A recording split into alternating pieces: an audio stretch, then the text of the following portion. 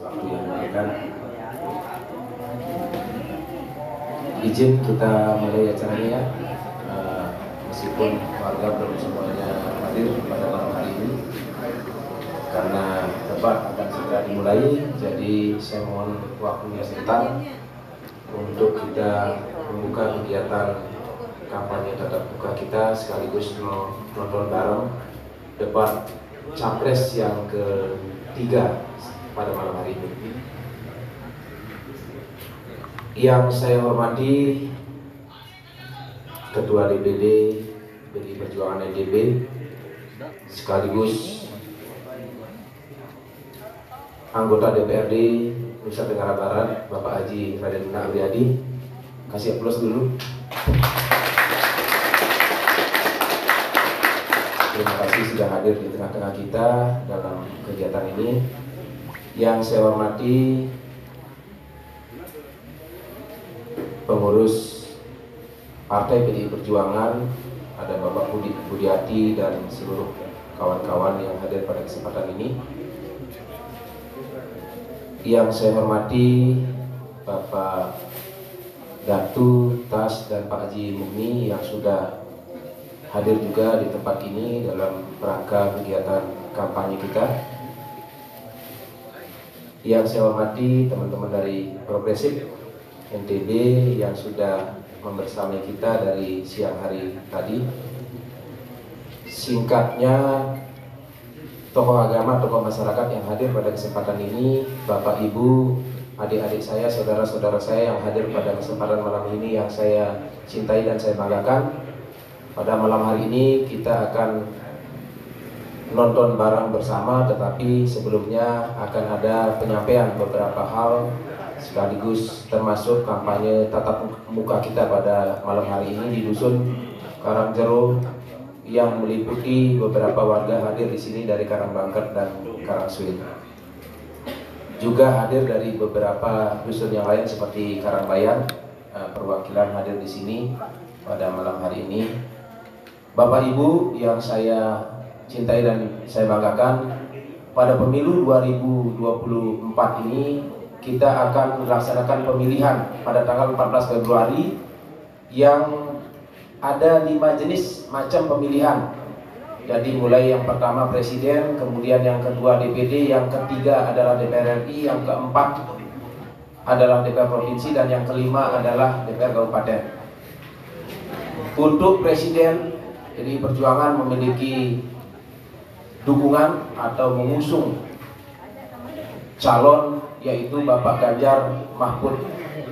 Jadi beliau nomor urut 3. Bapak Ganjar Mahfud ini sudah tidak perlu kita ragukan lagi untuk memimpin Republik ini. Beliau punya pengalaman yang cukup mumpuni di Republik ini. Bapak Ganjar sudah 2 kali menjadi anggota DPR RI, kemudian juga 2 periode menjadi gubernur Jawa Tengah, provinsi yang termasuk penduduknya cukup besar di Pulau Jawa.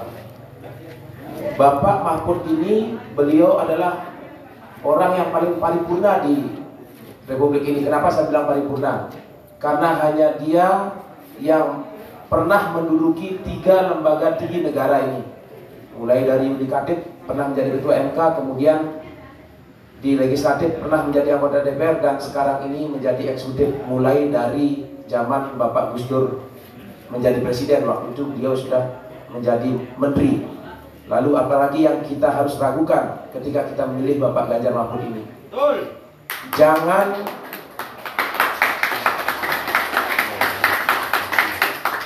Jangan memilih pemimpin yang tidak punya pengalaman. Negara kita ini negara besar dengan banyak macam jenis etnis, agama, dan kepulauan yang tentu harus dipimpin oleh orang-orang yang memang memiliki kemampuan, memiliki pengalaman. Banyak negara-negara di dunia ini yang salah memilih pemimpin, pada akhirnya negaranya mengalami persoalan yang cukup besar, bahkan hancur. Contoh seperti saat ini yang kita lihat, Ukraina dan Rusia Jangan katakan tidak ada kesalahan dari pimpinannya. Presidennya itu pelawak, akhirnya negaranya dijadikan lawakan. Sekarang ini perang, yang jadi korban rakyatnya. Maka jangan salah menentukan pilihan pada saat pemilu. Pilihlah pemimpin yang memiliki pengalaman yang jelas, pengalaman yang sudah tidak kita ragukan lagi. Kita ini mau memilih pemimpin yang jauh lebih baik dari Jokowi. Oleh karena itu Ganjar Mahfud lah yang paling tepat. Kemudian yang kedua adalah DPD. Saya sebagai kader partai tentu memiliki pilihan juga. DPD itu kita memilih nomor 10. Mudah-mudahan kita tetap satu barisan memilih anggota DPD di nomor 10. Kemudian yang ketiga, ada DPR RI. Saya ini adalah anggota PDI Perjuangan yang tegak lurus. DPR RI harus dari PDI Perjuangan. Beliau adalah Bapak Rahmat Hidayat. Beliau ini sudah sangat berpengalaman menjadi DPR RI. Sudah 8 kali menjadi anggota DPR. Sudah hampir pensiun menjadi anggota DPR. Kita lihat beliau ini memang dedikasinya saat ini cukup besar di Lombok Utara ini. Banyak bantuan yang juga diturunkan oleh beliau, oleh Bapak Haji Rahmat Hidayat. Saya sebagai anggota DPR Kabupaten ini, kalau tidak ada beliau yang memperjuangkan kepentingan kita di pusat, tidak akan bisa. Ada ribuan PKH yang kita perjuangkan itu berkat dari beliau yang mengawal. Ada puluhan RST, Rumah Sejahtera Terpadu yang kita perjuangkan, itu juga berkat beliau. Kalau tidak ada DPR RI, kalau kita tidak link satu barisan, sulit kita akan memperjuangkan kepentingan kita di pusat. Kemudian yang ketiga ada pemilihan DPR yang keempat, maksud saya DPR provinsi. Saya dengan Bapak Haji Raden Luna Abdiyadi ini sudah seperti saudara sedarah ideologi. Beliau ini juga sebagai guru saya di politik. Beliau yang mendidik saya di politik. Jadi saya sama beliau ini sudah tidak bisa dipisahkan. Satu raga, satu jiwa, satu ideologi.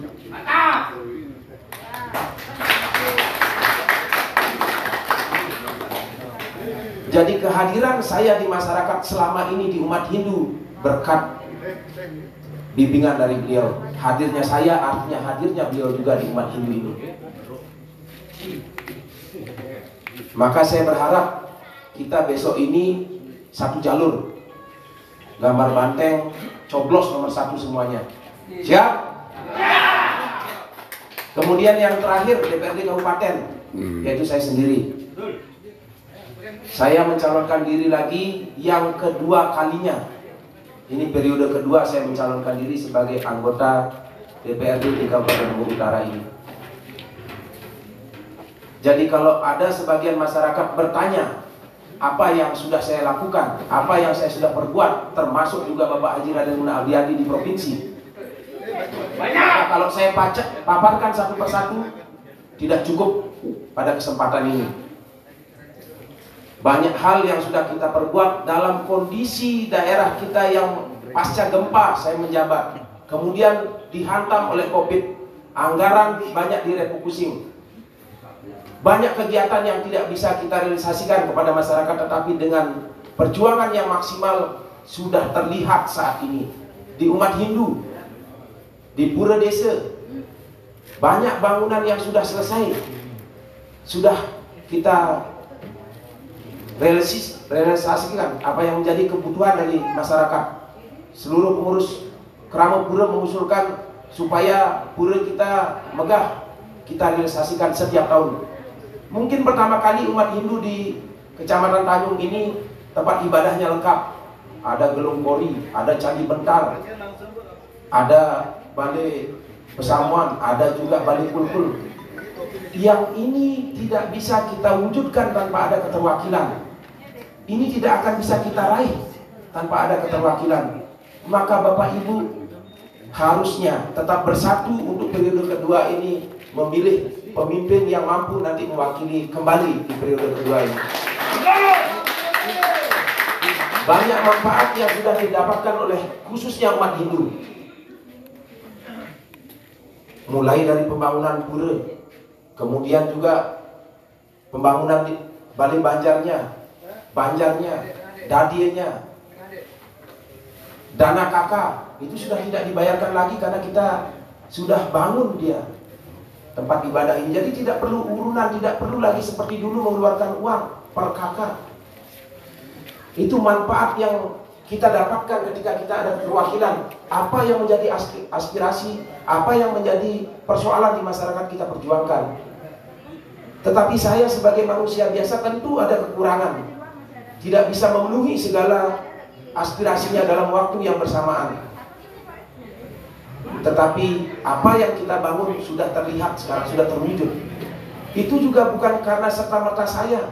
Sama seperti Bapak Haji Raden Muna Abriadi, saya ini membagi tugas dengan beliau.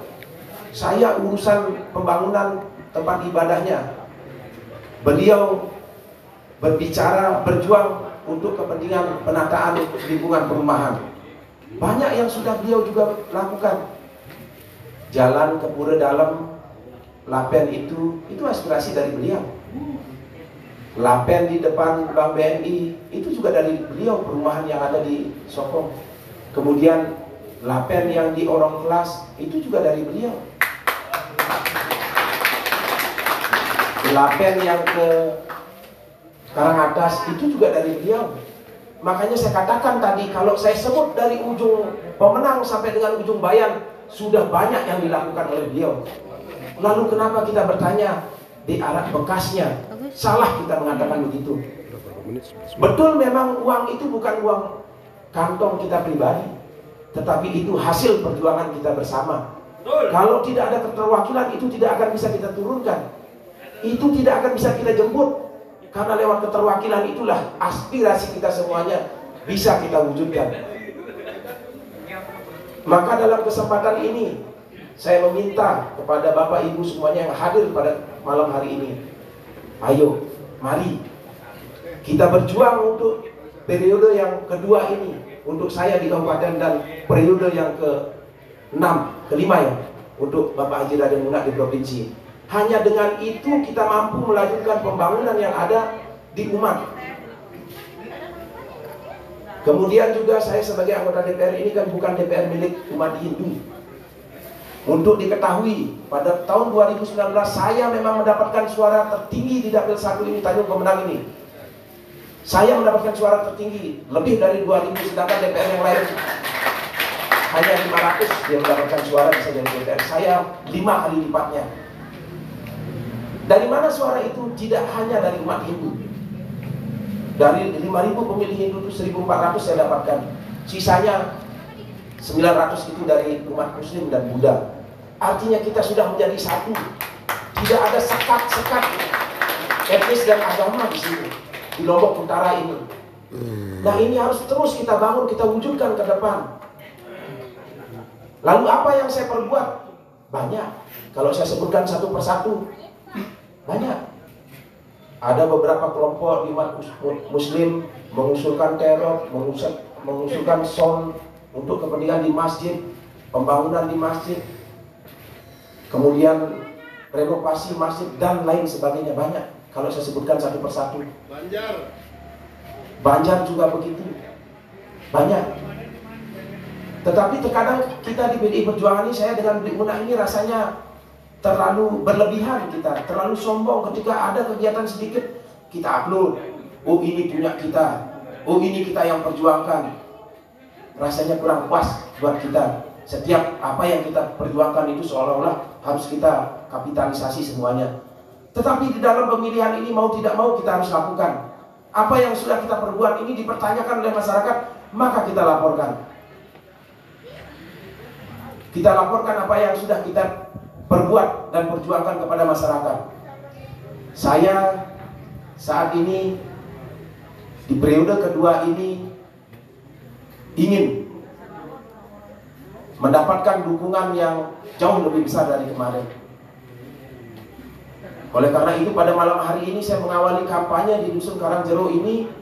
Mudah-mudahan Bapak Ibu yang hadir, warga masyarakat Dusun Karangjero, Karangbangkat dan Karangsuwilo ini mampu nanti mengajak seluruh keluarga, seluruh masyarakat yang ada di sekitaran Dusun Karangjeruk ini untuk bersatu memilih saya menjadi anggota DPRD periode kedua dan juga tegak lurus. Jadi sederhananya begini supaya enak kampanye, nanti akan ada juga simulasi. 2 surat suara itu ada foto. Jadi kalau presiden nomor 3, DPD nomor 10. 3 surat suara itu tidak ada fotonya, hanya nama dan logo partai. Sudah, biar tidak repot-repot, cari gambar banteng, coblos nomor 1 semua surat suara itu yang 3 itu. Clear kan?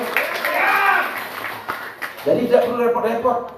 Seperti saya bilang tadi, menjadi anggota DPRD kabupaten ini harus juga punya kekuatan di provinsi. Menjadi anggota DPRD provinsi dan kabupaten ini juga harus punya kekuatan di pusat. Nah, kalau tidak sejalan, tidak selaras, tidak satu partai, tidak satu gambar, maka sulit kita akan mendapatkan bantuan itu. Oleh karena itu, seperti yang saya sampaikan tadi, kita harus satu jalur. Berjuang. Banteng nomor 1 semuanya 3 surat suara itu pakai kampanye ke bawah. Kan tidak perlu mengingat nama kan? 3 surat suara DPR RI, DPR provinsi, DPR kabupaten itu cari gambar banteng, coblos nomor 1 semuanya. Siap? Siap. Baik, mungkin pada malam hari ini ada beberapa warga kita tidak seantusias tadi siang ya waktu pasar murah, kursi di sana penuh, di sini juga ramai. Tetapi karena ada miss sedikit tadi, termasuk juga sudah antusias, ternyata sembakonya sedikit gitu. Terus ternyata juga di stop sama karena ada STTP yang miss, sehingga tadi kita sempat ada sedikit persoalan, sehingga mungkin mengurangi semangatnya hadir pada malam hari ini. Tetapi saya meyakini Dusun Karangjeruk, Karangbangket, termasuk jadi satu di Karangjeruk Karangbangket ini, dusunnya adalah Karangjeruk, dan juga Karangsuwilo adalah kandang banteng. Karena di setiap pemilu, dari pemilu 99 sampai dengan saat ini, PDI Perjuangan tidak pernah kalah di Desa Tanjung ini. Maka saya pastikan di 2024, 14 Februari ini, PDI Perjuangan juga tidak akan kalah di Desa Tanjung ini. Mungkin begitu yang bisa saya sampaikan. Jadi nanti akan ada sambutan juga dari Bapak Haji Raden Nuna Abriadi sekaligus orasi politik. Kalau beliau ini sudah tidak kita ragukan lagi, nanti kita jeda. Mungkin setelah itu, setelah kita nonton, pada saat jeda kita lanjutkan lagi orasi politiknya. Saya mengucapkan terima kasih banyak atas waktu dan kesempatannya. Sekali lagi, mari kita satukan pikiran dan hati kita untuk memenangkan PDI Perjuangan pada 14 Februari 2024. Siap? Siap! Mereka!